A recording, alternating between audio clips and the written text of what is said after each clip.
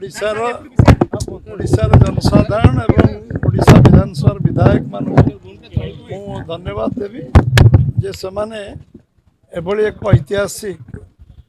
ऐतिहासिक फलाफल कर समस्त शुभेच्छा आशीर्वाद रही सहयोग रही निश्चित भाव ये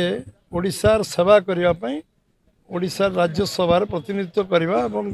जो मैंने 3 जन पूरा टीम जीति समस्त को साहाय्य करवा ओडिशा विषय को निश्चित भाव डबल इंजिन सरकार को आहरी सक्रिय करवा चलचंचल करवा कार्य समस्ते निष्ठार सहित काम करेंगे। 2026-27 बजेट रे कृषि और कृषकों सर्वांगीन विकास को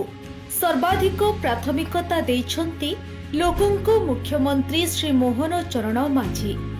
चाषी मानक आर्थिक सशक्तिकरण पई व्यापक सहायता राशिर व्यवस्था सह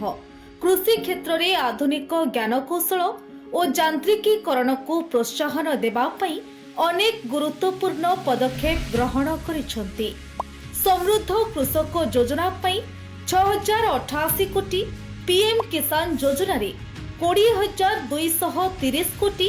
कृषि यांत्रिकीकरण एवं कृषि उद्योग पई 841 कोटी और श्री अन्न अभियान पई 400 कोटी टंकार व्यय बराद करा जायछि।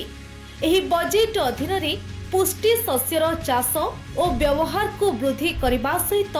ग्रामीण अर्थनीति को सुदृढ़ करी ओडिशार प्रतिटी कृषक परिवार को एक समृद्ध और आत्मनिर्भरशील भविष्य प्रदान करने को लक्ष्य रखिछंती लोकंक सरकार।